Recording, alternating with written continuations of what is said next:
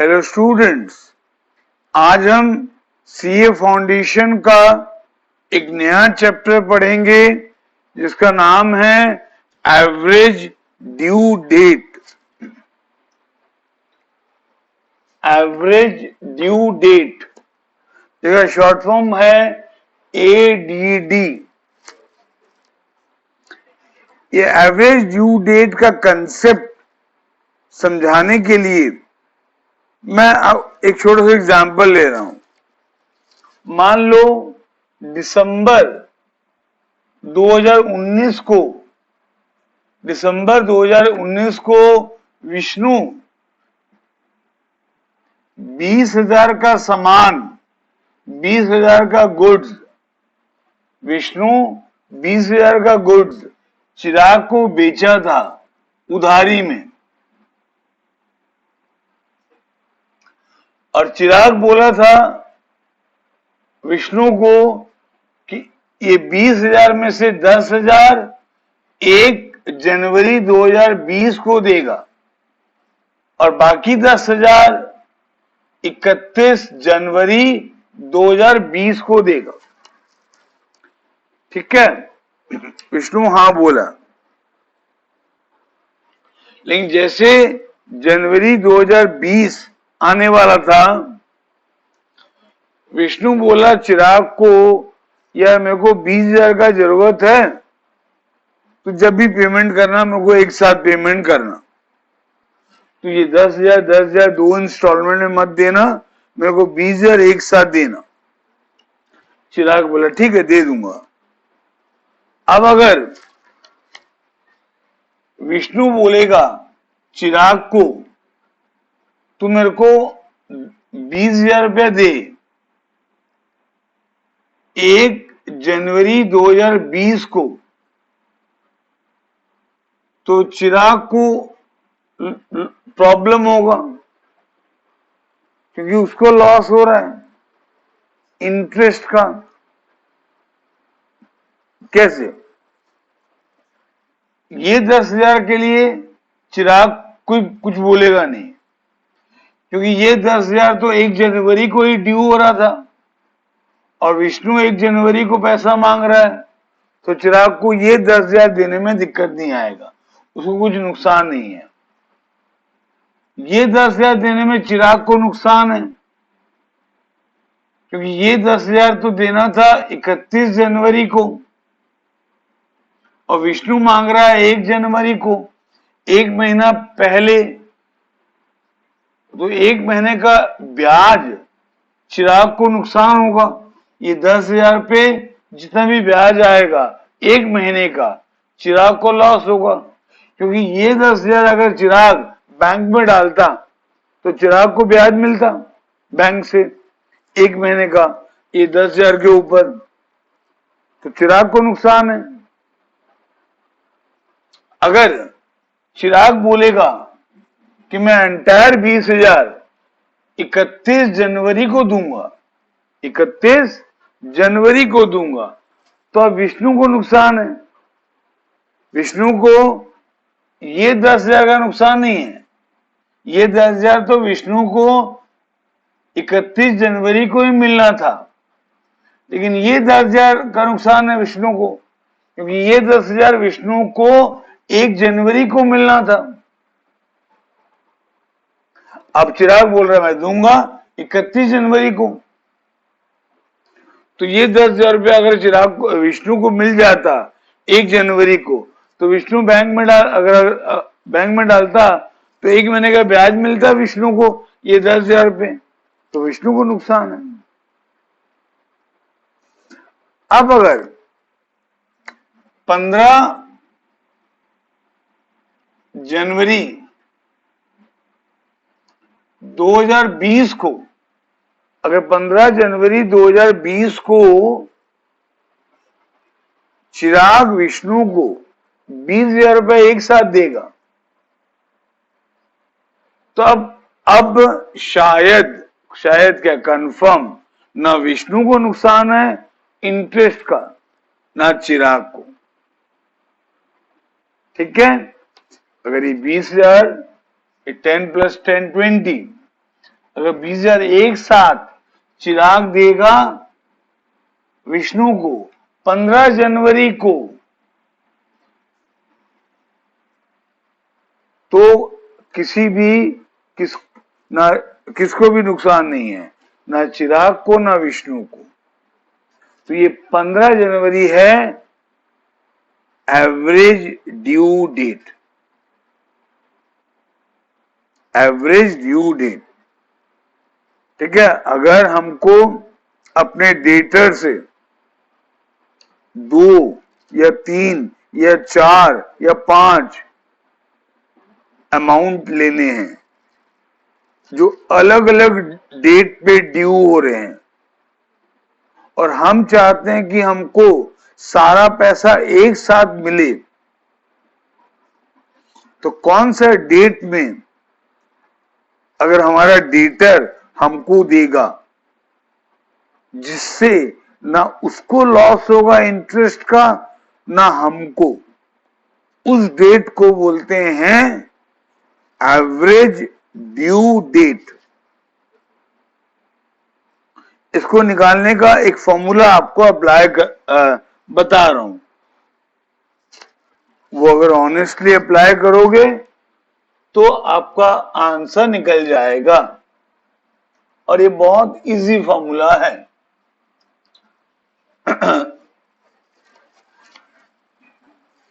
सबको लिखें, average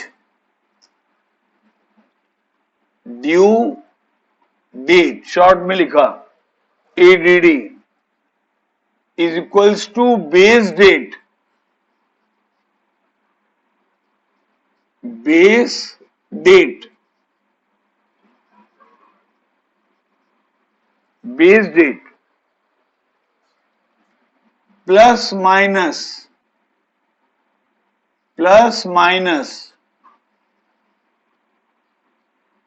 product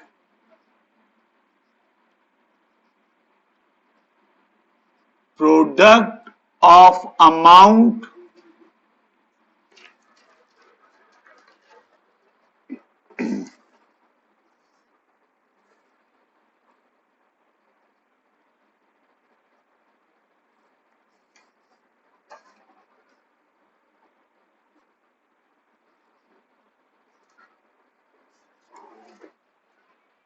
नहीं,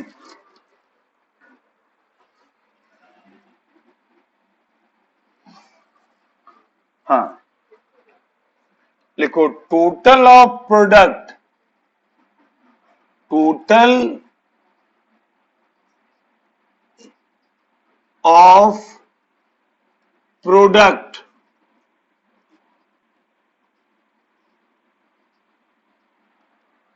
divided by total of amount, total of amount. ठीक है, ये बेस डेट हमको एज्यूम करना पड़ेगा। कैसे एज्यूम, किस डेट को बेस डेट लेंगे, मैं अभी एक नंबर जब करवाऊंगा तो बताऊंगा। बेस डेट हमको एज्यूम करना पड़ेगा। टोटल ऑफ प्रोडक्ट कैसे निकलेगा, ये भी एक नंबर करवाऊंगा तो क्लियर हो जाएगा। और टोटल ऑफ अमाउंट में जितना टोटल अमाउंट हमको लेना है अपने डेटर से, सारा क्लियर हो जाएगा। चलो एक एग्जांपल करते हैं। आप सीए फाउंडेशन बुक का पेज 6.78 निकालो, इलस्ट्रेशन 1। इसमें लिखा है, अगर आपके पास बुक नहीं है तो क्वेश्चन लिख लो। The following are the amounts due on different dates in between the same parties. The following are the amount due on different dates in between the same parties. उसके बाद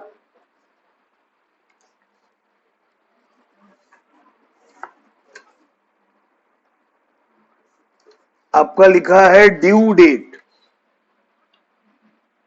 क्वेश्चन में लिखा है ड्यू डेट।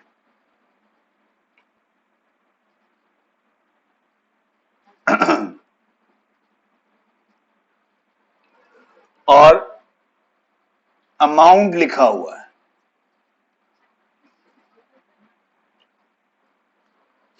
ड्यू डेट पहला है 3 जुलाई, 3 जुलाई, मतलब पहला amount due हो रहा है 3 जुलाई और अमाउंट है 500। अमाउंट है 500। दूसरा अमाउंट ड्यू हो रहा है 2 अगस्त, 2 अगस्त और अमाउंट ड्यू है 800।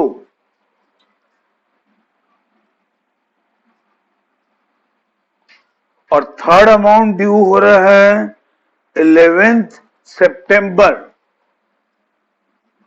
11 सितंबर और अमाउंट ड्यू है 1000। ये क्वेश्चन में दिया हुआ है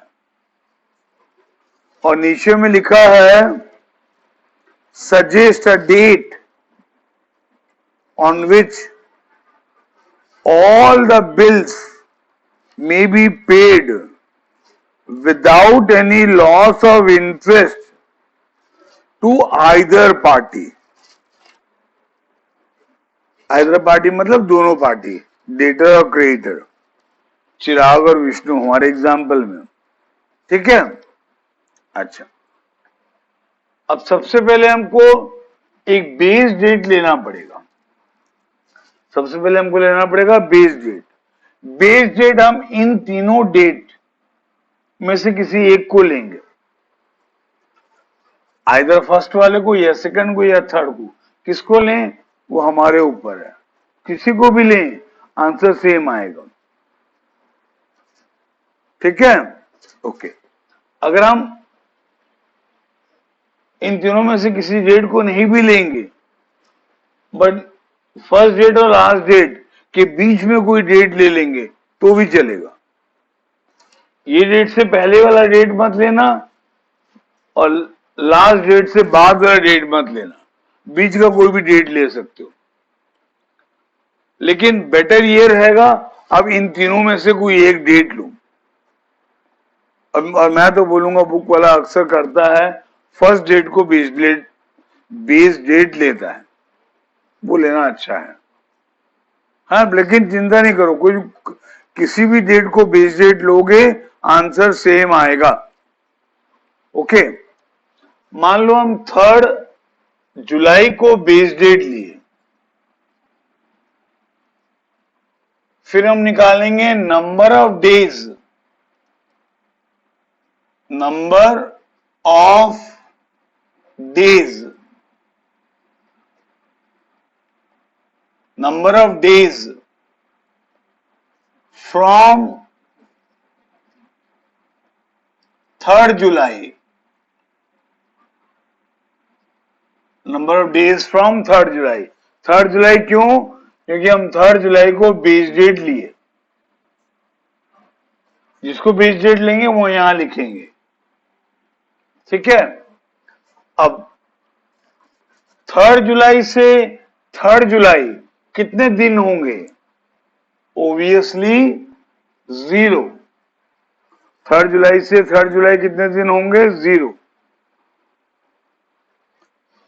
3 जुलाई से 2 अगस्त कितना दिन होगा? देखते हैं। जुलाई, हमको 3 जुलाई से लेना है अगस्त तक, तो जुलाई में होते हैं 31 दिन, लेकिन हमको लेना है 3 जुलाई से, तो 3 माइनस करेंगे तो जुलाई का 28 दिन आएगा और अगस्त का कितना दिन आएगा? अगस्त का हमको लेना है 2 अगस्त तक, तो अगस्त का 2 दिन आएगा, तो ये हो जाएगा 30 दिन। इसका मतलब 3 जुलाई से 2 अगस्त तक 30 दिन होगा।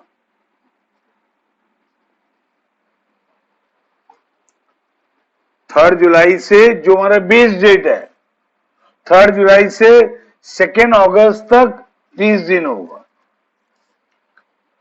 फिर हम निकालेंगे 3 जुलाई से 11 सितंबर तक, 3 जुलाई से 11 सितंबर तक। तो जुलाई का तो वही 28 दिन रहेगा, अगस्त का पूरा 31 दिन आएगा, अगस्त का पूरा 31 दिन आएगा, और सितंबर का 11 दिन आएगा, सितंबर का 11 दिन आएगा। इसको ऐड करने से 70 दिन आएगा। इसका मतलब 3 जुलाई जो हमारा बेस डेट है वहां से लेकर 11 सितंबर तक 70 दिन होता है। ठीक है, अच्छा, अब हम अगर ये ड्यू डेट को 1 माने, कॉलम 1, अमाउंट को अगर कॉलम 2 माने और नंबर ऑफ डेज को अगर कॉलम 3 माने, तो प्रोडक्ट निकालने के लिए अमाउंट कॉलम 2 और नंबर ऑफ डेज कॉलम 3 को इंटू करेंगे। अमाउंट और प्रोडक्ट को अमाउंट और नंबर ऑफ डेज को मल्टीप्लाई करेंगे तो प्रोडक्ट निकलेगा। ये 500 इंटू 0 0, 800 इंटू 30 24,000 होगा, 70 इंटू 11 70,000 होगा। ठीक है,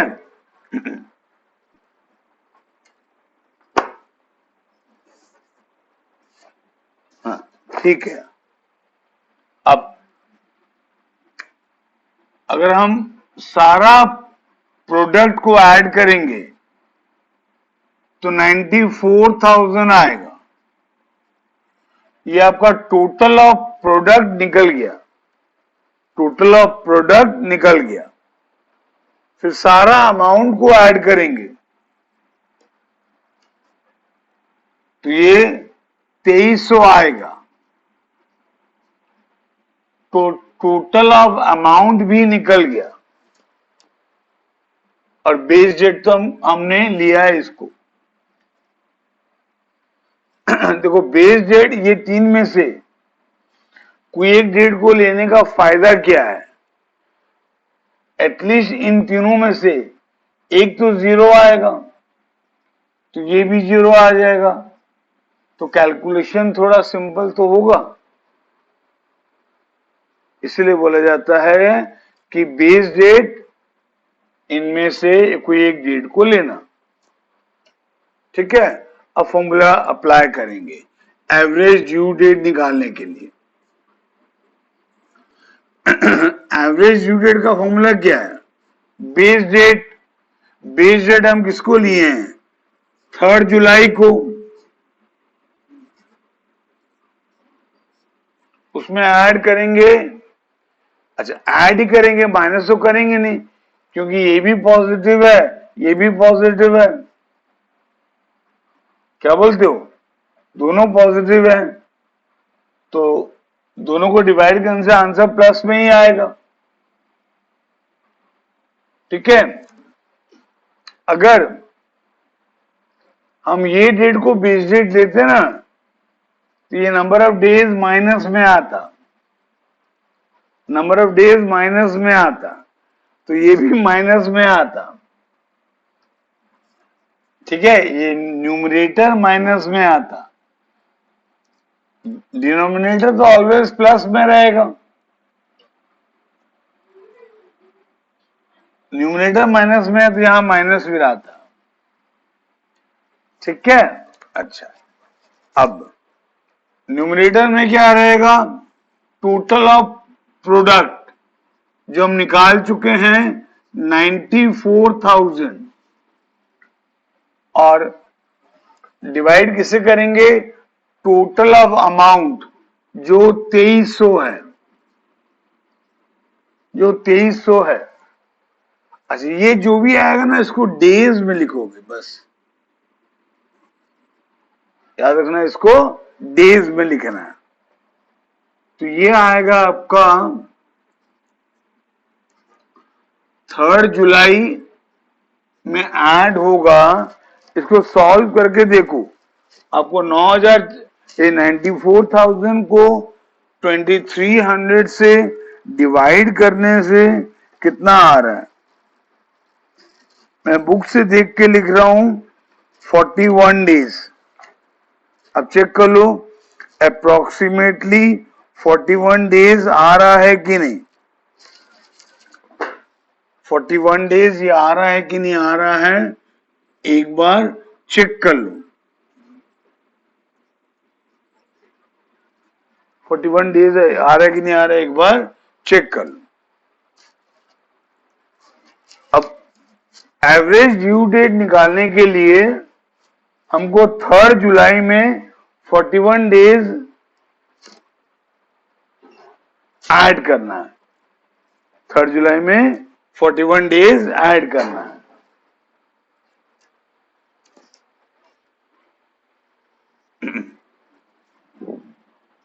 हाँ, आप अगर डिवाइड करोगे 94,000 को 2300 से तो 40.86 आया होगा। बुक वाला उसको राउंड ऑफ करके 41 लिखा। ठीक है ना? हाँ, अब हमको 3 जुलाई में 41 डेज ऐड करना है। हमको 41 डेज ऐड करना है।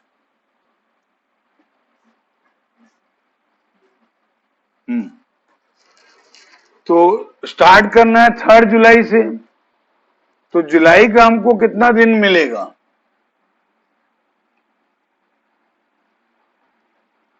जुलाई का हमको, जुलाई में 31 दिन होता है, स्टार्ट करना है 3 जुलाई से, तो जुलाई का हमको 28 दिन मिला। तो 41 डेज में से 28 दिन जुलाई का मिला। इसको माइनस करने से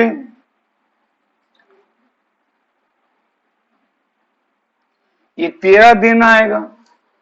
इसको माइनस करने से ये 13 दिन आएगा। अब ये 13 दिन किसका लोगे आप? ओब्वियसली अगस्त का लोगे। हाँ, तो इसका मतलब 3 जुलाई में 41 डेज ऐड करोगे तो आएगा 13 अगस्त। तो आएगा 13 अगस्त। तो 13 अगस्त को अगर 13 अगस्त को अगर क्रेडिटर डेटर, अगर हम डेटर को बोलेंगे तो सारा 2300 एक साथ 13 अगस्त को दे, तो इससे ना तो उसको लॉस होगा इंटरेस्ट का, ना हमको लॉस होगा। अगर वो 13 अगस्त को सारा 2300 हमको दे देता है तो इससे ना तो उसको लॉस होगा इंटरेस्ट का, ना हमें लॉस होगा इंटरेस्ट का। ठीक है, तो ये 13 अगस्त है एवरेज ड्यू डेट। ये 13 अगस्त है एवरेज ड्यू डेट। ठीक है, सॉल्यूशन हो गया। अच्छा चलो चेक करते हैं कि वाकई में 13 अगस्त को पेमेंट करने से किसी को नुकसान नहीं हो रहा है क्या। चलो चेक करते हैं। ये चेक ऑप्शनल है, चेक एग्जाम में करना नहीं है आपको, आपके समझने के लिए बता रहा हूं। चेक, ठीक है।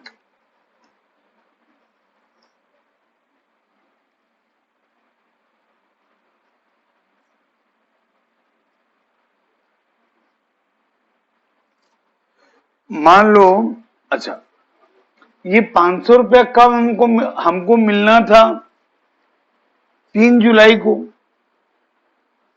मिल कब रहा है, 13 अगस्त को, क्योंकि सारा पेमेंट तो 13 अगस्त को मिलेगा ना एवरेज ड्यू डेट के हिसाब से। तो हमको नुकसान हो रहा है कि नहीं, कितना नुकसान हो रहा है, 500 रुपया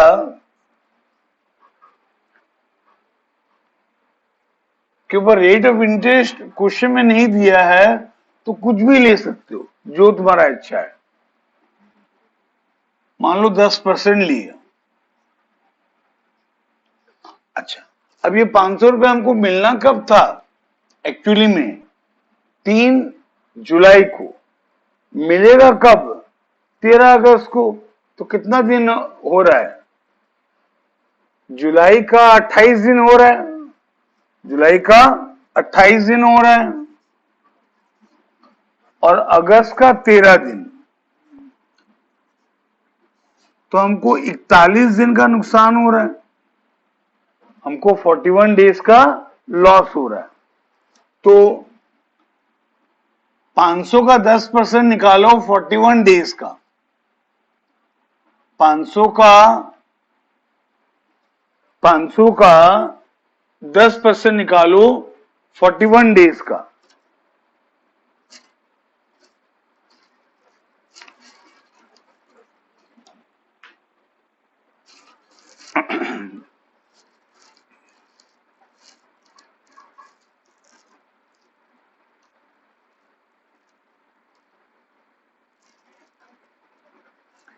ये अप्रोक्सीमेटली आएगा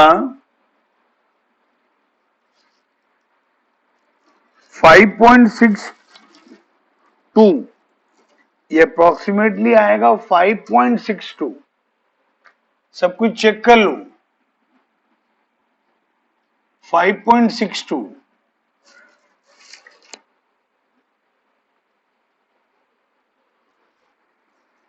ठीक है,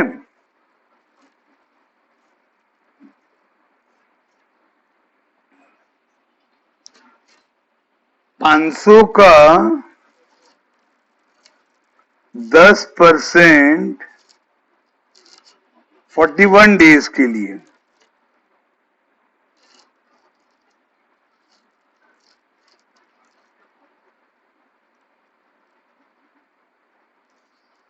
हाँ ये आएगा 5.62। अच्छा, हमको पैसा लेना है मान लो, है तो हमको नुकसान हो रहा है ना, इतना इंटरेस्ट इस 500 रुपए के ऊपर, क्योंकि हमको ये 3 जुलाई को मिलना था, मिलेगा 13 अगस्त को। तो ये हमको नुकसान हो रहा है, इसलिए मैं माइनस में लिख रहा हूं। ये 800 रुपए के भी, ये 800 रुपए के ऊपर भी हमको नुकसान हो रहा है ना, क्योंकि 800 रुपया 2 अगस्त को मिलना था, अब मिलेगा 13 अगस्त को। तो यहां भी नुकसान है हमारा, रेट वही लेंगे, वही लेना पड़ेगा। इसमें अगर 10% ली तो इसमें भी 10%। अब हम निकालेंगे 2 अगस्त से 13 अगस्त कितना दिन हो रहा है, तो 13 - 2 11 डेज होगा। तो हमको 11 दिन बाद मिल रहा है, तो हमको 11 दिन का इंटरेस्ट का नुकसान होगा। 11 दिन का इंटरेस्ट का नुकसान होगा और ये करीबन आएगा 800 रुपए का 10%, 10% 11 दिन के लिए, 11 दिन के लिए ये आएगा 2.42, 2.42। ये भी हमको नुकसान हो रहा है। अब इससे तुमको फायदा होगा, 1000 रुपया से फायदा होगा। तो इन दोनों को अगर ऐड करते हैं तो ये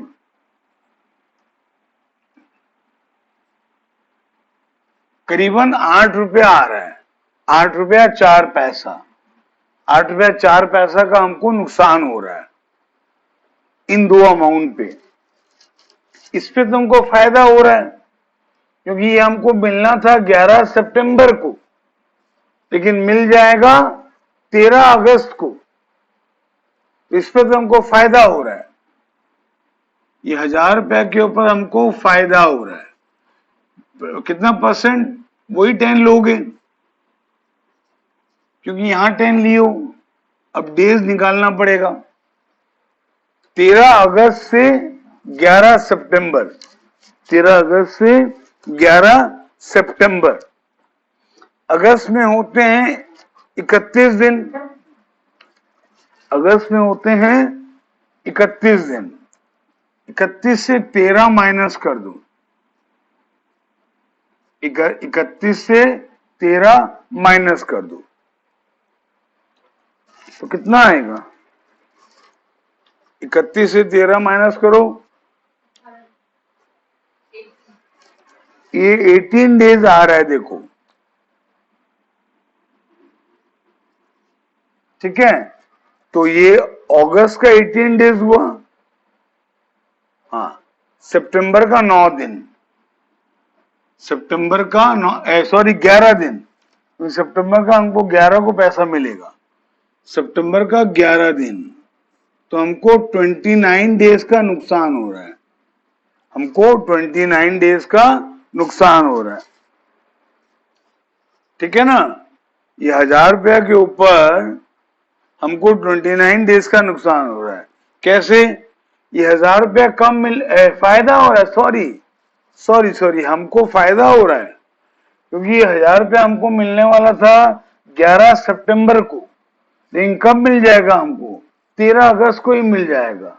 तो हमको यहाँ फायदा हो रहा है। अगस्त में होते हैं 31 दिन, उसमें से अगर हम 13 माइनस कर दें तो हाँ, अगस्त में हमको 18 दिन का फायदा हो रहा है और सितंबर में हमको 11 दिन का फायदा हो रहा है, तो टोटल 29 दिन का फायदा हो रहा है।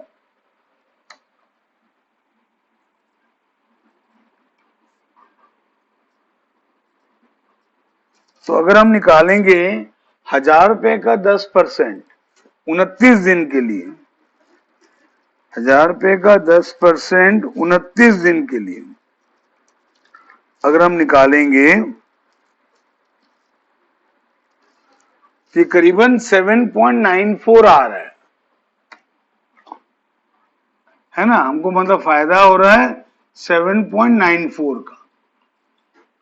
तो ठीक है ना, बहुत ज्यादा डिफरेंस नहीं है दोनों में, करीबन 10 पैसे का डिफरेंस है ना, वो बिकॉज ऑफ अप्रोक्सीमेशन हो रहा है। तो इसका मतलब ना किसी को फायदा, ना हमको फायदा हो रहा है ना नुकसान हो रहा है, क्योंकि इतना का नुकसान हो रहा है, इतना का फायदा हो रहा है, ये प्राय दोनों सेम है। तो हमको ना तो फायदा हो रहा है ना नुकसान हो रहा है अगर हमको सारा पैसा मिल जाएगा 13 अगस्त को तो, ठीक है। तो इसीलिए 13 अगस्त को बोलेंगे हम लोगों एवरेज ड्यू डेट। समझ में आया कंसेप्ट ये वाला? हाँ, यही नंबर घर में एक बार सॉल्व करना, मैं आपको और एक नंबर दे रहा हूं, वो भी सॉल्व करना, ठीक है।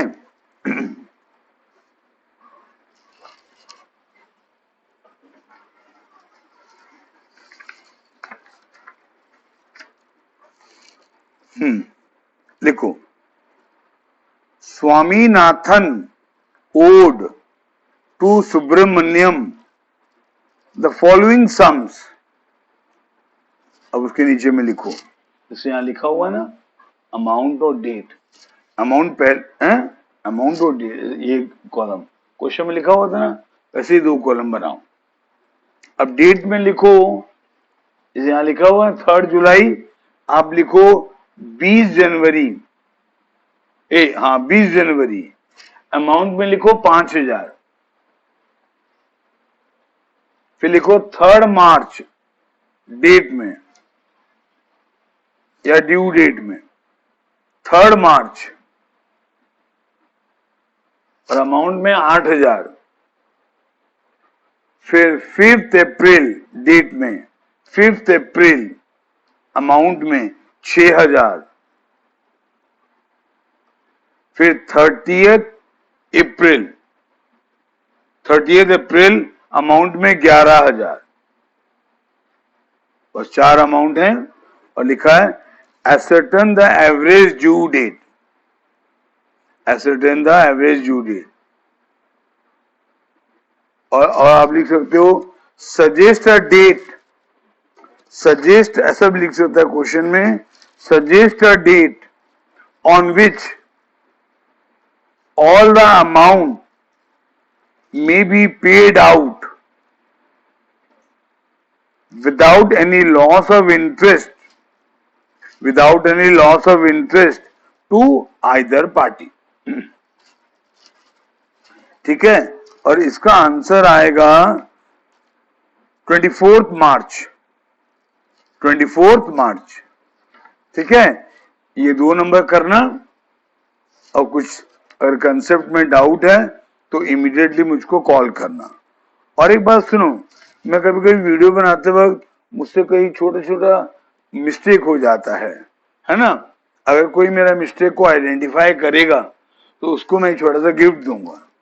विष्णु अभी तक, विष्णु हमारा एक स्टूडेंट है, वो 2 मिस्टेक आइडेंटिफाई कर चुका है, छोटा छोटा, है ना, तो उसका 2 गिफ्ट ड्यू हो चुका है। ठीक है, उसको वेरी सून मिलेगा। आपको भी अगर लगता है कहीं मेरे वीडियो में कुछ बोलने में दिक्कत हो गया है, रॉन्ग हो गया है, या कैलकुलेशन में कुछ रॉन्ग हो गया है, तो आप मुझको बताइएगा, आपको ड्यू अवार्ड मिलेगा। ठीक है, thank you very much, have a nice day.